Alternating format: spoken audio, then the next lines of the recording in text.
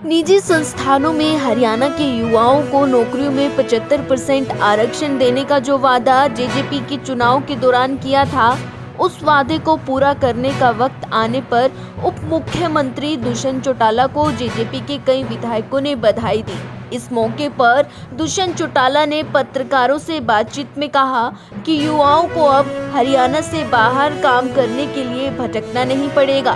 उन्होंने गुरनाम सिंह चढ़ूनी पर टिप्पणी करते हुए कहा कि गुरनाम सिंह पर मैं कुछ ना बोलूं तो बेहतर है। मैं तो मानता हूं कि कल का दिन ऐतिहासिक दिन था हरियाणा के युवाओं के लिए, जब प्रत्येक रोजगार में, चाहे वो किसी भी प्रकार की इंडस्ट्री में हो, ट्रस्ट में हो, सोसाइटी में हो, किसी पार्टनरशिप फॉर्म में हो, हरियाणा के युवाओं के लिए 75% हिस्सेदारी सुनिश्चित हुई।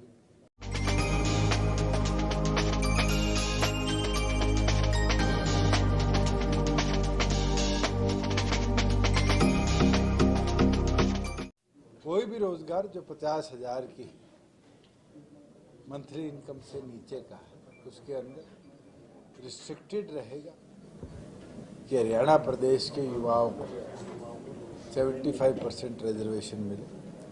हमारा ये प्रयास रहेगा कि इस मंथ के अंदर हम रूल्स फ्रेम कर नोटिफिकेशन इशू करें और एक लार्ज लेवल ड्राइव 22 के 22 जिलों में तमाम हमारे 143 ब्लॉकों के अंदर सभी 67 एम्प्लॉयमेंट एक्सचेंज के अंदर अप्रैल के महीने में चलाए, जिससे नए फाइनेंशियल ईयर के अंदर जितनी भी एम्प्लॉयमेंट निकले उसमें क्वालिफाइड कैंडिडेट हमारे प्रदेश के इंडस्ट्री को भी और अलग अलग प्रकार के एम्प्लॉयमेंट जनरेटिंग एजेंसीज को भी टाइमली हम दे पाए। मेरा तो ये प्रयास है कि हम सुनिश्चित करें कि प्रदेश के अंदर जितने भी युवा साथी आज डिग्रीज कर बैठे हैं, डिप्लोमाज कर बैठे हैं, उनके स्पेसिफिक स्किल ट्रेड के टाइमली एम्प्लॉयमेंट हमारी सरकार उन लोगों को दे पाए। मैं तो इतना बोलना चाहूँगा, कई लोगों के मन में ये भ्रम फैलाया जा रहा है कि पुराने लगे लोगों को भी निकाल दिया जाएगा। बिल्कुल नहीं। ये लॉ आने वाले भविष्य के प्रत्येक रोजगार के लिए हरियाणा के युवाओं की हिस्सेदारी सुनिश्चित करता है। और कई लोगों के मन में ये भ्रम फैलाया जा रहा है कि ये तो सिर्फ छोटी जॉब्स के लिए। बिल्कुल नहीं। मैं तो आप सबको भी कहना चाहूँगा, आपके चैनल्स भी अगर हरियाणा में एम्प्लॉयमेंट जनरेट करेंगे, कैमरामैन से लेकर आज कोई और जॉब होता है, उसके अंदर भी हम हरियाणा के युवाओं को डेफिनेटली 75% हिस्सेदारी दिलवाने का काम करें। पर ये कहा जा रहा है कि अगर हर स्टेट इस तरीके के लॉज बना दे तो कैसे काम चलेगा? मैं आपको अपडेट करना चाहूँगा, हम तो बहुत लेट हैं। महाराष्ट्र के अंदर तो आज से 37 साल पुराना मार्शी एक्ट है, जहाँ रिस्ट्रिक्ट किया जाता है कि 80% मराठी बोलने वाले लोग। उत्तराखंड हो, हिमाचल हो, गुजरात हो, अब तो झारखंड छत्तीसगढ़ भी इस लाइन पे आ गए, आंध्रा तेलंगाना है, तमाम प्रदेशों में लॉ इनेक्टेड है। सक्सेसफुली इम्प्लीमेंट किसने किया है वो देखने की बात है। हरियाणा प्रदेश में इसको सक्सेसफुली इम्प्लीमेंट हम करवाने का काम करेंगे और हमारा यही प्रयास है कि लोकल कैंडिडेट्स को ज़्यादा से ज़्यादा हिस्सेदारी इसके माध्यम से। इसमें कह रहे हैं लूप होल्स में एग्जम्पशंस के लिए भी रास्ता रखा है।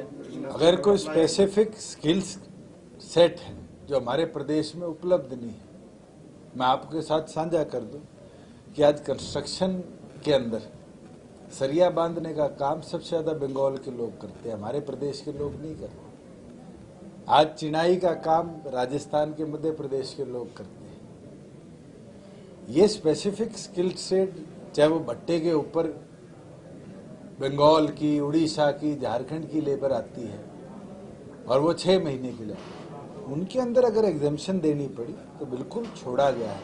महाराज चौकीदार है, सिक्योरिटी गार्ड है, आज कोई स्टेनो क्लर्क है, कोई पीए का जॉब है, अगर वो 50,000 से नीचे का है तो मुझे लगता है हमारे प्रदेश की एजुकेशन क्वालिटी इस देश के अंदर वन ऑफ द बेस्ट है and we can always have capable candidates coming out of our own state rather than giving jobs to anybody Indian National Lokdal तो बोल रहा है कि ये प्रोविजन पहले से भी थे जो इंडस्ट्रियल पॉलिसी है, बट ये था कि उनको इम्प्लीमेंट नहीं किया जा रहा। फिर गलती किसकी है? अगर लॉ के तौर पे सिर्फ पेनल्टी लगा के 5,000 रुपए की छोड़ दिया जाए तो 5,000 रुपए सस्ता है या लोकल कैंडिडेट एम्प्लॉय करना सस्ता है? बहुत से लूप होल्स इतिहास में छोड़े गए थे, मगर इस एक्ट के अब अंदर आप खुद स्वयं देख सकते हैं कि पेनल्टी क्लॉज के साथ साथ और एडिशनल सख्ती हमारी सरकार ने करी है और ये मैंडेट करेगा कि तमाम इंडस्ट्री अपने आप को रजिस्टर ऑनलाइन कराए, वो अपने आप के नए और पुराने कैंडिडेट्स की डिटेल्स हमारे हम पोर्टल पर दे और उसको इफेक्टिवली हम इम्प्लीमेंट करेंगे भी।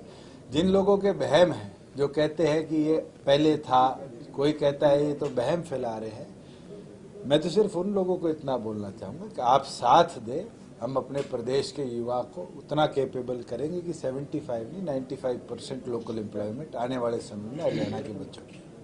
एक किसान आंदोलन को 100 दिन होने वाले हैं, कैसे देख रहे हैं? आपके स्टेट में भी काफी जोर पड़ गया है, काफी बड़ी बड़ी किसान महापंचायतें भी हुई हैं, आपके ऊपर भी काफी प्रेशर बनाया जा रहा है कि आप अलायंस से बाहर आ जाएं।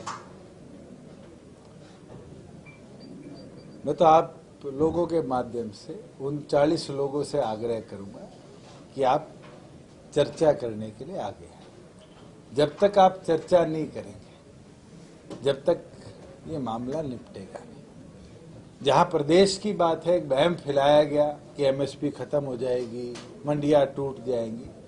हमने बड़ी स्पष्टता के साथ एक चीज कही है कि 6 फसलों को एमएसपी पे हमारी सरकार पूरी तौर पर इस प्रोक्योरमेंट सीजन में खरीदेगी और प्रोक्योरमेंट सीजन के अंदर जैसे पहले आई फॉर्म पे पैसा किसान के खाते पे जाता था, इस बार उसको चेंज करके जैसे ही मंडी के अंदर उसका जे फॉर्म कटेगा उसके 48 घंटे के अंदर हम सुनिश्चित करेंगे। लगभग 65% किसानों ने अपने खुद के स्वयं के खाते में पैसा लेने की बात कही है। हमारा ये प्रयास है कि हम प्रेरित करें कि 100 के 100% किसान अपने खाते में पैसा ले, जिससे सरकार इमीडिएटली उनकी मुंजी जो फसल बेच के कमाते हैं उनके खाते में इमीडिएटली ट्रांसफर कर। किसान क्यों इतने ज्यादा नंबर्स में उनको जा रहे हैं, पंचायतों में जा रहे हैं? जींद में भी बड़ी बड़ी पंचायत हुई, क्या आप किसानों के बीच ले नहीं जा पा रहे हैं अपनी बात? बड़े चौधरी साहब कहा करते थे, चौधरी देवीलाल जी, समझाना मुश्किल है, बहकाना आसान है। 40 लोग हजारों को बहका के लिए आए।